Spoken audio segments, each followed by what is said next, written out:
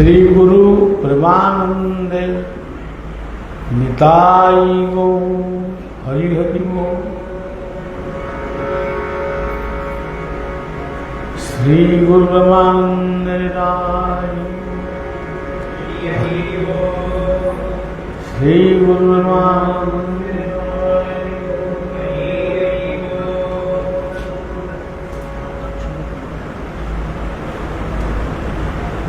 शिशु अनंतर पवित्र क्षेत्र जो क्षेत्र अन्य एक नाम होउची परिवार तीर्थ। यही परिवार तीर्थ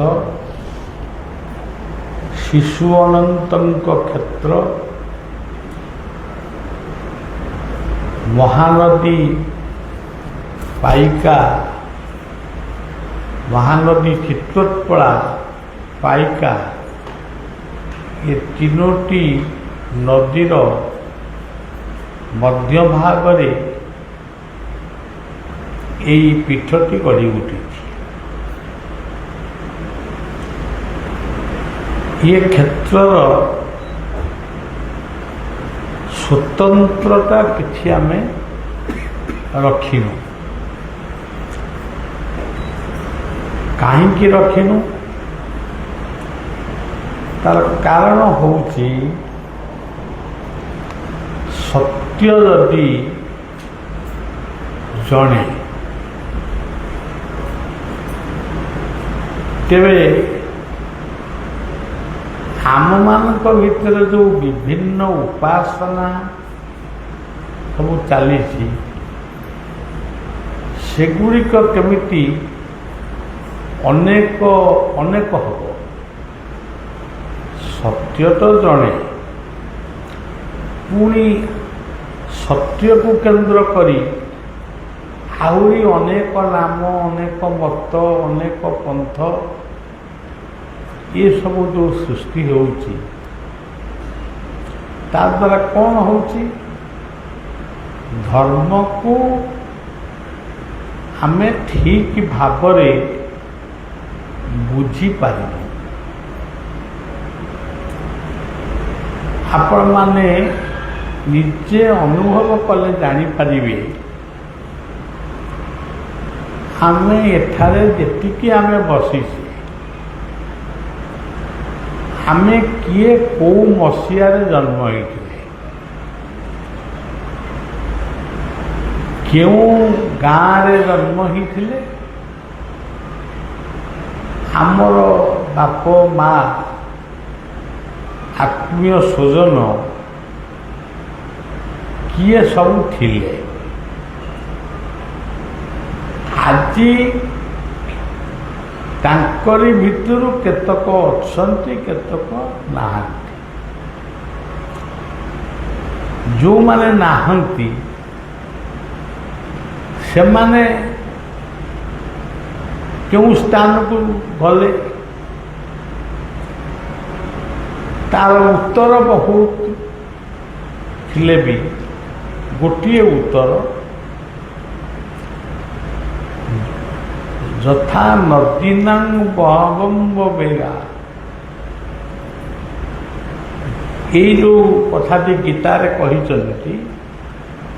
देखए जेते नद नदी प्रवाहे मिलंती जलदी लवण जले से मिशंती सोनाम गुण पास।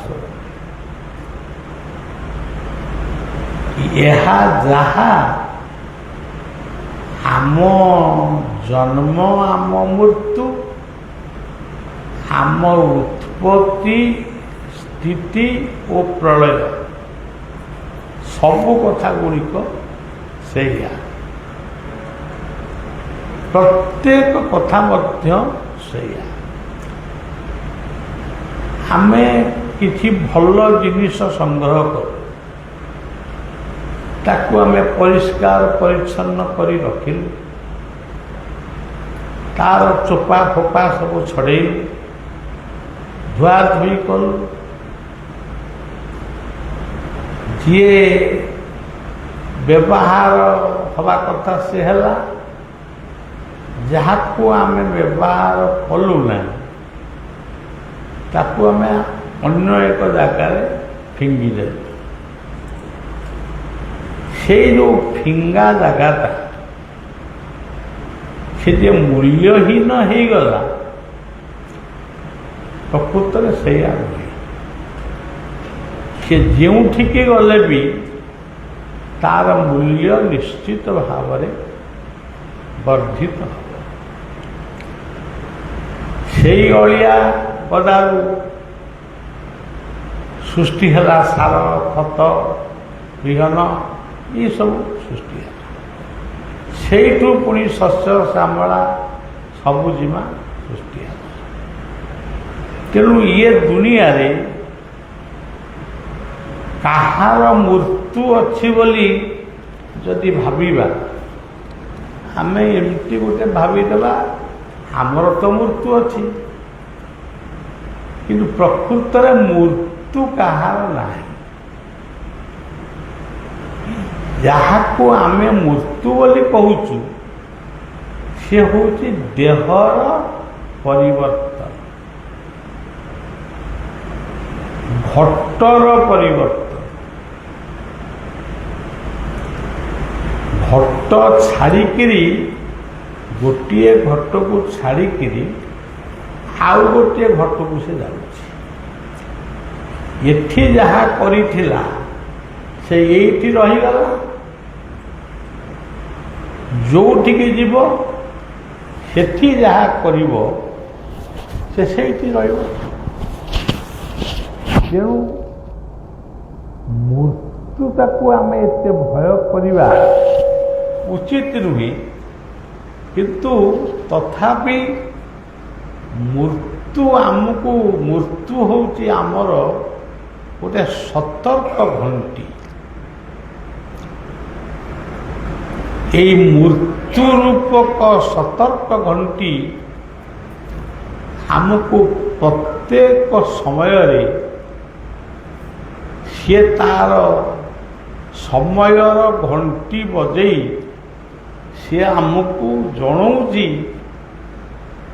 ଯେ ତୁ ଜନ୍ମ ହେଇଥିଲୁ ଏଇ ମସିହାରେ, ତତେ ହେଲାଣି ବର୍ତ୍ତମାନ ଏଇ ମସିହା। ତୁ ଏ ସଂସାରରେ କେତୋଟି ମସିହା ଭୋଗ କରିବୁ ତୁ ବି ଜାଣିବୁ। ଏଇ କଥାଟାକୁ କେବଳ ଆମେ କହୁଛୁ, ଆୟୁଷ ବୃଦ୍ଧି ହେଲା କମିଗଲା, ଏଇ ହେଉଛି କଥା। ତେବେ କଥାଟି ହେଉଛି ପ୍ରତ୍ୟେକ ଜିନିଷର ଗୋଟେ ତତ୍ତ୍ୱ ଜିନିଷ, ଗୋଟେ ତତ୍ତ୍ୱବାଦ ନିଶ୍ଚୟ ରହିଛି। ତାକୁ ଯଦି ଆମେ ଠିକ ଭାବରେ ଦେଖିବା ବା ତାକୁ ବୁଝିବା, ଦେଖିବା ନୁହେଁ ବୁଝିବା, ତାହେଲେ ମଧ୍ୟ ଅନେକ ଭ୍ରାନ୍ତି ଆମ ଭିତରୁ ଚାଲିଯିବ। ରେ ଆତ୍ମନ୍ ନିଦ୍ରା ପରିହରି ଫେରି ଚିନ୍ତାର ଲୋଚନ କର କର, ନିରୀକ୍ଷଣ ନିଶବ୍ଦେ ଜୀବନ ସ୍ରୋତ ଧାଉଁଛି କିପରି, ଭେଟିବାକୁ ମୃତ୍ୟୁ ସିନ୍ଧୁ କରାଳ। ଆକୁ ଯିଏ ଲେଖିଛନ୍ତି ସେ ଜୀବନକୁ ଅନୁଭବ କରିଥିବାରୁ, ଜୀବନଟା କ'ଣ ତାକୁ ସେ ଭଲ ଭାବରେ ଅନୁଭବ କରିଥିବାରୁ ସେ ଏ ସଙ୍ଗୀତଟି ଲେଖିଛନ୍ତି। ଆମେ ମଣିଷ ହେଇପାରୁ, ଛେଳି ହେଇପାରୁ, କୁକୁର ହେଇପାରୁ, ବିଲେଇ ହେଇପାରୁ, କିନ୍ତୁ ଆମେ ସମସ୍ତେ ଆତ୍ମା, ଆଉ ସମସ୍ତେ ହେଉଛନ୍ତି ଦେହ। ଦେହର ପ୍ରଳୟ ହୁଏ, ନାମର ବି ପ୍ରଳୟ ହୁଏ, କିନ୍ତୁ ଆତ୍ମାର ପ୍ରଳୟ ହୁଏ ନା। ସେ ଗୋଟିଏ ସ୍ଥାନରୁ ଅନ୍ୟ ଏକ ସ୍ଥାନକୁ ଯାତ୍ରା କରେ। ଏଇ ଯାତ୍ରା ଆମର କେତେ ହଜାର ବର୍ଷ ପରେ ସରିବ ତା ମଧ୍ୟ ଆମେ କହିପାରିବୁନି। ଆମକୁ ଯିଏ ଜନ୍ମ ଦେଇଛନ୍ତି ସେ ବି କହିପାରିବେନି। ଆଜି ଯେଉଁ ପିଲାଟି ଆମଠାରୁ ଜନ୍ମ ହେଲା ଆମେ ବି କହିପାରିବା ନାହିଁ ଇଏ ପିଲାଟି କେଉଁ ଦିନ ଆମକୁ ଛାଡ଼ିବ କି ଆମେ ତାକୁ ଛାଡ଼ିକିରି ଯିବୁ। ଦାୟିତ୍ୱ କାହାକୁ ଦେଇକିରି ଆମେ ଯିବୁ ସେ କଥା ଆମ ହାତରେ ନାହିଁ, ନା ଲେଖାରେ ନାହିଁ, ନା ବହିରେ ନାହିଁ। ତେଣୁ ଜୀବନକୁ ସବୁବେଳେ ସତର୍କ କର ଏବଂ ସବୁବେଳେ ଯେଉଁ ପରୋକ୍ଷରେ ସତର୍କ ଘଣ୍ଟି ବାଜୁଛି ସେ ଘଣ୍ଟିର ଶବ୍ଦକୁ ସବୁବେଳେ ଶୁଣ। 40 ବର୍ଷ ହେଲା ଗୋଟାଏ ଘଣ୍ଟ ବାଜିଲା, 60 ବର୍ଷ ହେଲା ଆଉ ଗୋଟାଏ ଘଣ୍ଟ ବାଜିଲା, 80 ବର୍ଷ ହେଲା ଆଉ ଗୋଟାଏ ଘଣ୍ଟ ବାଜିଲା। ଯଦି ଆଉ କିଛି ଦିନ ବଞ୍ଚିବ ତାହେଲେ ସେଇଟା ଶେଷ ଘଣ୍ଟି ହେଇପାରେ। କିନ୍ତୁ ଶେଷ ଘଣ୍ଟି ବାଜିବ ହିଁ ବାଜିବ। ତେଣୁ ଯେତେବେଳେ କେଉଁ ଗାଁରେ ଗୋଟେ ମଣିଷ ମରିବା ଅବସ୍ଥା ହେଇଯାଏ, ବିଲୁଆ ତାଙ୍କର କିଆ ବୁଦା ମୂଳେ କି କେଉଁ ଗୋଟେ ଜଙ୍ଗଲିଆ ଜାଗାରେ ଥାଆନ୍ତି, ସେ ହଠାତ୍ ହେଟା ବାଘ ବୋବାଏ, ବିଲୁଆ ବୋବାଏ। ଏଇ କଥାରୁ ଅନେକ ଲୋକ ଜାଣନ୍ତି ଆଜି ରାତି ସୁଦ୍ଧା କିଏ ଗୋଟାଏ ଆମ ଗାଁରୁ ଯିବ।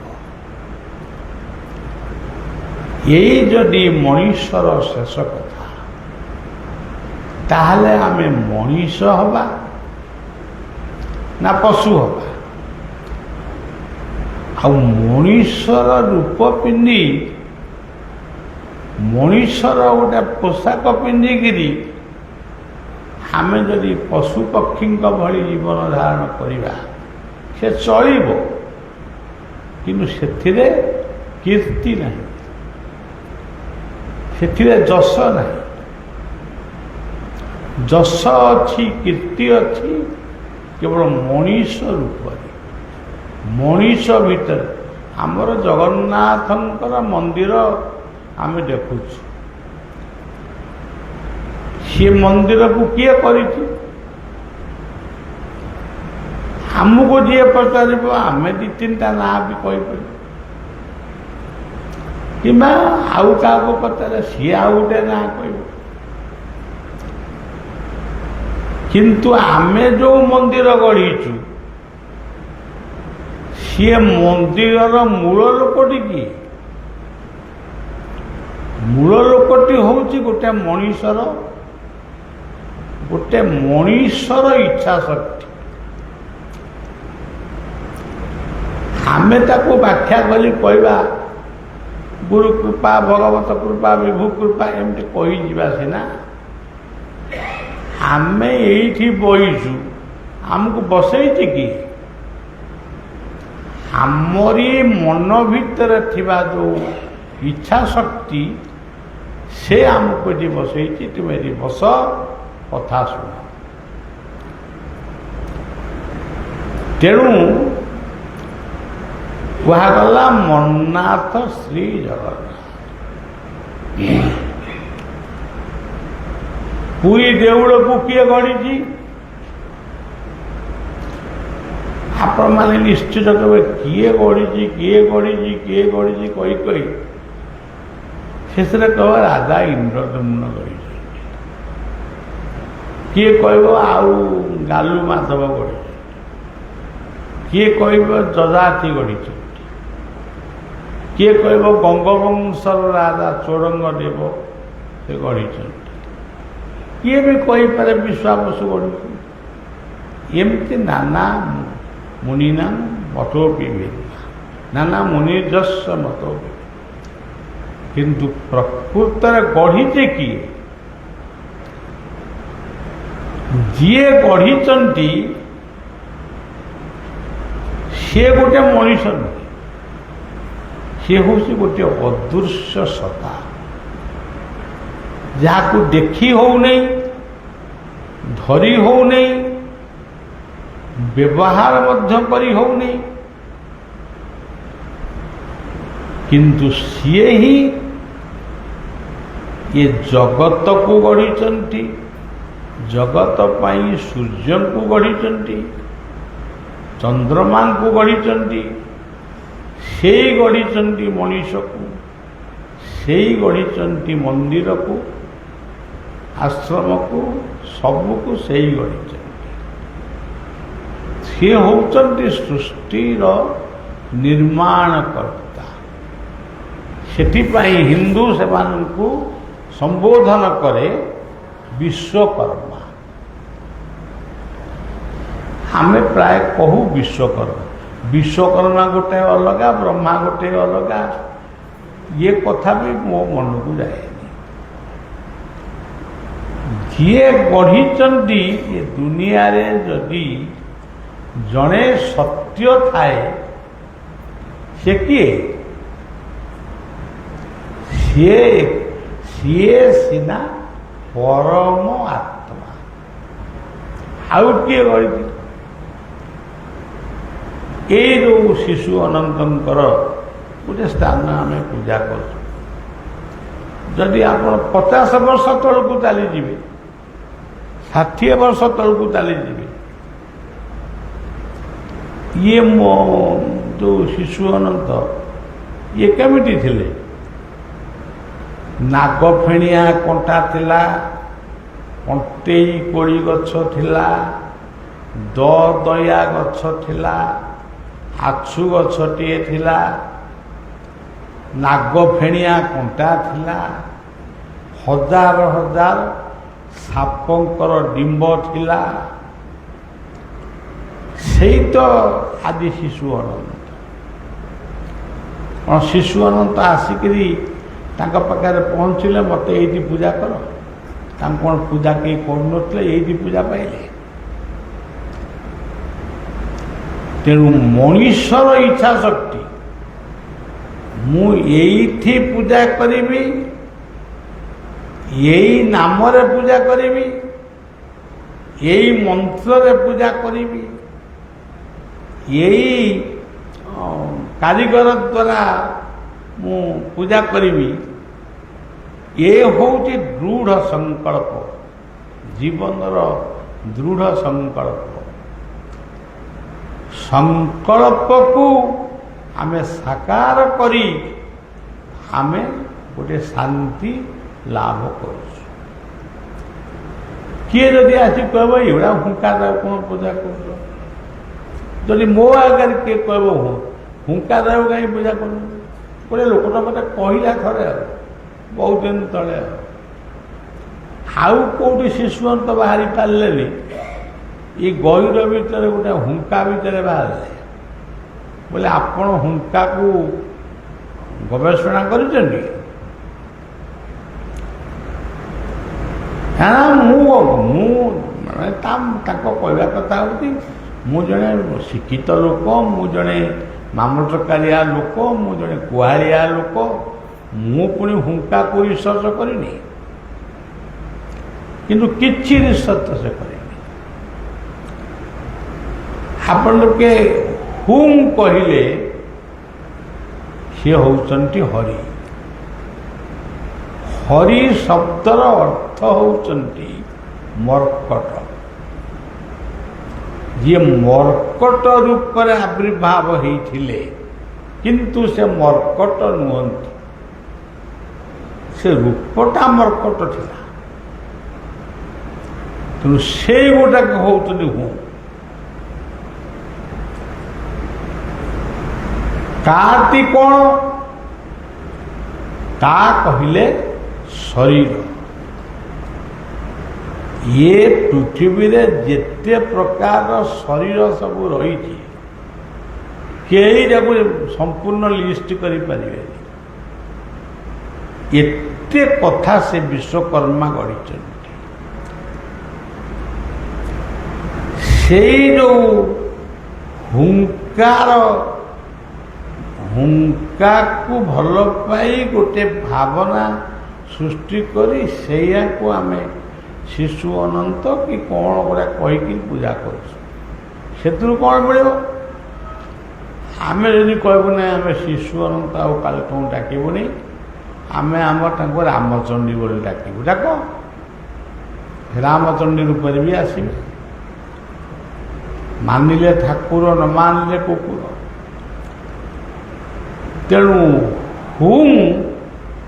ଆପଣଙ୍କ ନାସାଗର ଦ୍ୱାରରେ ଏଇ ହୁଙ୍କାର ଗର୍ଜନଟି ରହିଛି। ଇଏ ହେଉଛି ଶବ୍ଦ ବ୍ରହ୍ମ। ଏବଂ କା କହିଲେ ଆଖି କାନ ନାକ ପାଟି ସବୁ ମିଶିକିରି କା। ତେଣୁ ଆପଣ ବା ନିଜେ ଗୋଟେ ହୁଙ୍କା, ଆପଣ କ'ଣ ଆକୁ କହୁଛନ୍ତି ହୁଙ୍କା?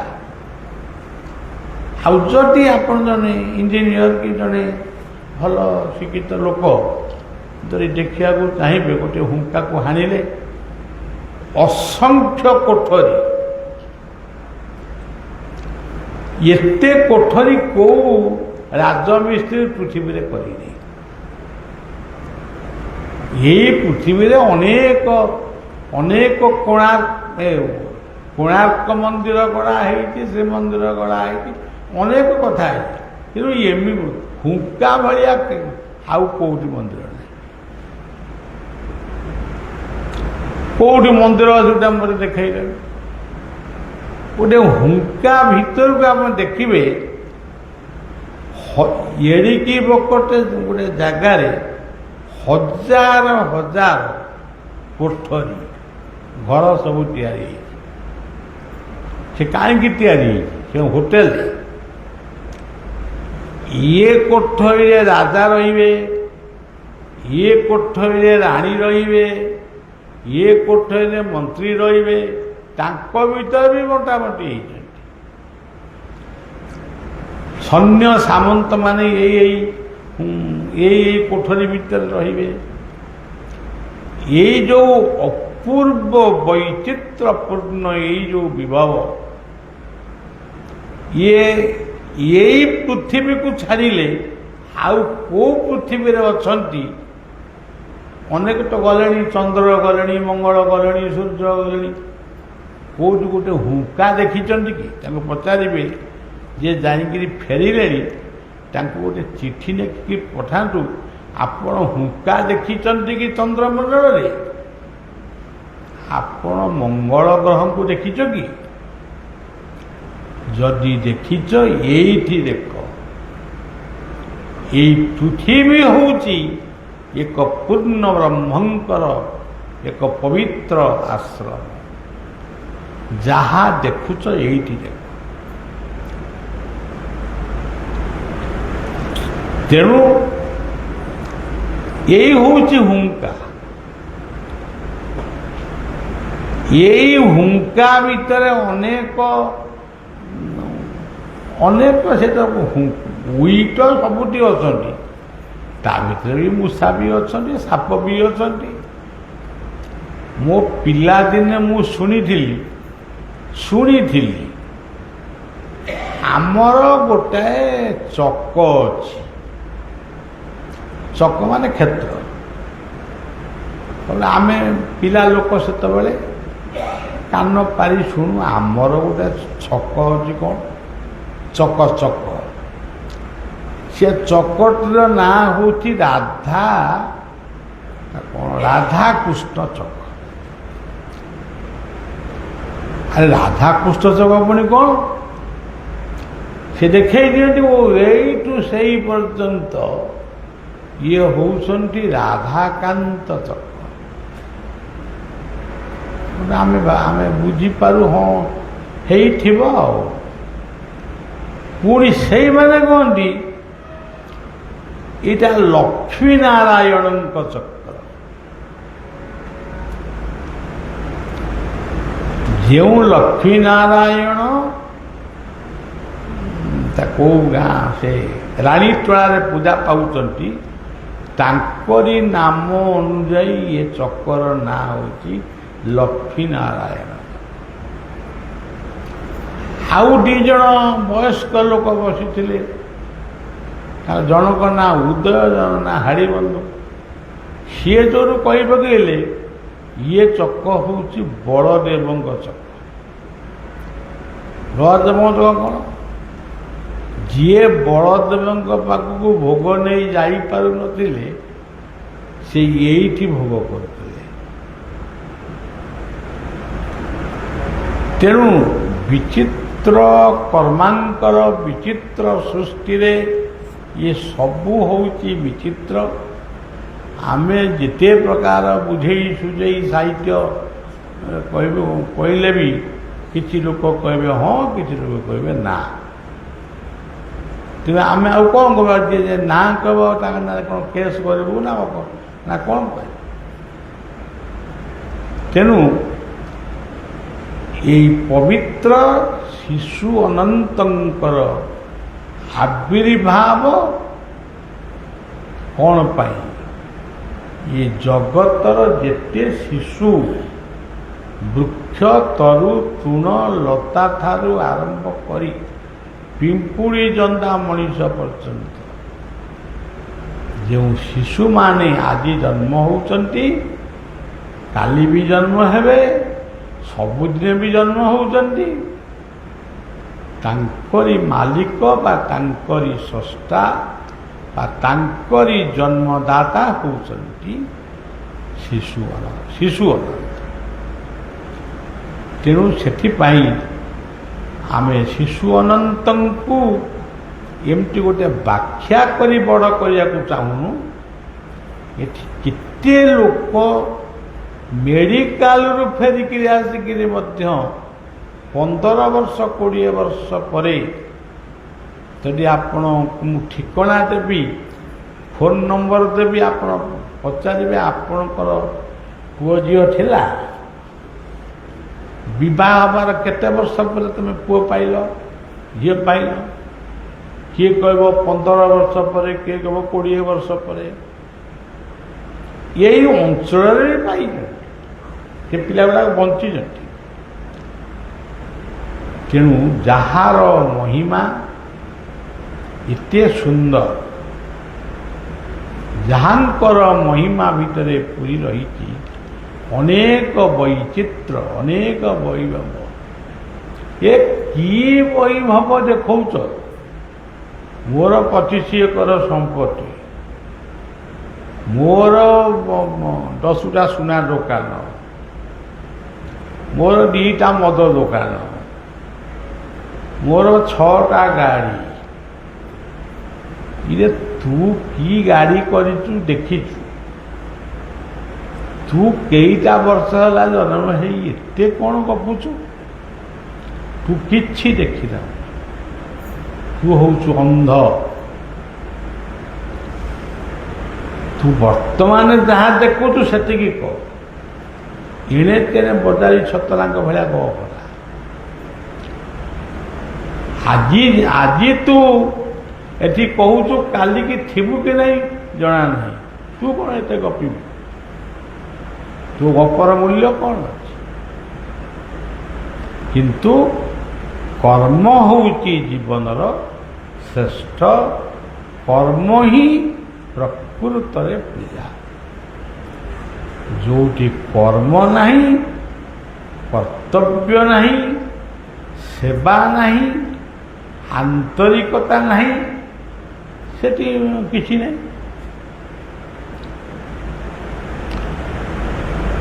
ମୋତେ ଯିଏ ପଚାରେ, ବାବା ଆପଣ ରାତି ଯାକ ତ ଶୋଇପାରନ୍ତି ନାହିଁ, ପ୍ରକୃତ ମୁଁ ଶୋଇପାରେ କି? ଏବେ କ'ଣ ଟିକେ ବେଶୀ ନିଦ ହେଉଛି? ନାଇଁ ଶୋଇପାରେ। କେମିତି କ'ଣ ରାତିରେ? ପିଲାମାନେ ଆସନ୍ତି, ସେ ସବୁ ରାତି ଯାକ ଆମର ମହାଭାରତରୁ ଆମେରିକା ପର୍ଯ୍ୟନ୍ତ କଥା ଚାଲିବ। ହଉ ତାହେଲେ ଆଉ ନିଦ ହେଇଗଲେ ସେ ସବୁ, ନିଦ ହେଇଗଲା ପରେ ବି ସେ ରହନ୍ତି। କ'ଣ ଆଶ୍ରମର ସବୁଯାକ ଲୋକ ଆପଣଙ୍କ ପାଖରେ ରହନ୍ତି? ମୁଁ କହିଲି ନା ନା, ସେମିତି କ'ଣ ହୁଏ? 4-5ଟି ଖଣ୍ଡେ ଲୋକ ଥାଆନ୍ତି। ଆଉ ସବୁ କୁଆଡ଼େ ଗଲେ? ଆଉ ସବୁ ଗଲେ କୁଆଡ଼େ? କାଳେ ଆମକୁ ସେବା କରିବାକୁ ପଡ଼ିବ, ତେଣୁ ଟିକେ କଣେଇକିରି ଅନେଇ ଅନେଇ ଛୁ। ଯଦି ମୁଁ ମୋ ଆଖିରେ ପଡ଼ିଯିବି, ସେ ମୋତେ କହିବେ କାଳେ ସେବା କରିବୁ। ଏଇ ଭକ୍ତିକୁ ନେଇ କେହି କେବେ ଭକ୍ତ ହେଇପାରେ ନା। ଗୁରୁ ଭକ୍ତି, ଜୀବ ସେବା, ମାନବ ପାଇଁ କାର୍ଯ୍ୟ କରିବା, ଆଠାରୁ ବଳି ବଡ଼ ଜିନିଷ ଦୁନିଆରେ କିଛି ନାହିଁ। ହଉ, ଆଜିର କଥାକୁ ଏଇଠି ରଖିବା। ଆପଣମାନେ ସମସ୍ତେ ଟିକେ ଭଲ ମନରେ ରୁହନ୍ତୁ, ଟିକେ ଖୁସିରେ ରୁହନ୍ତୁ।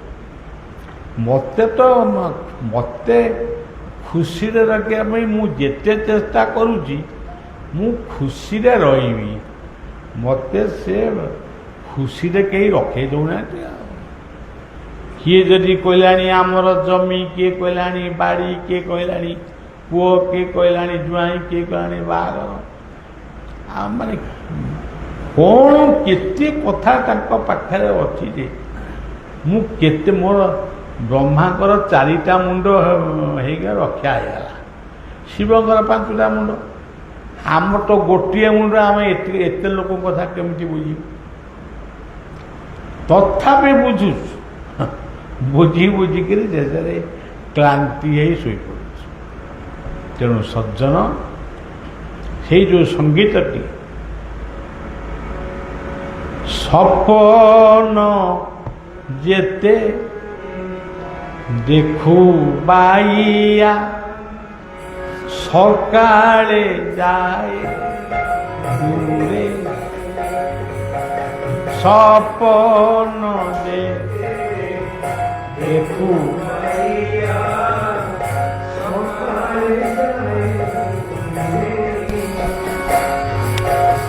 জীবন স্বপ্ন সে পরি যায়, জীবন স্বপ্ন সে পরি যায়, সময়র তলে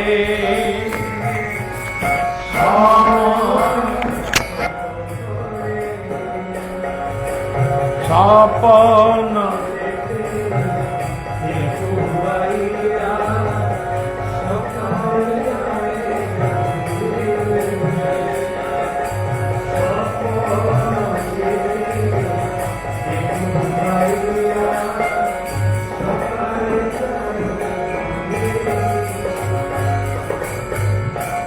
ତେଣୁ ସମସ୍ତେ ଉଦାର ହୁଅ, ବୃକ୍ଷ ଲଗାଅ, ମଦ୍ୟ ମାତକ ଠାରୁ ଦୂରେଇ ରୁହ, ପରିବାର ଗଠନ କର, ଭଲ ନିଜେ ଭଲ ହୁଅ, ଅନ୍ୟକୁ ଭଲ କର। ଏତିକି କହି ମୋର କଥାକୁ ମୁଁ ଏଇଠି ବିଶ୍ରାମ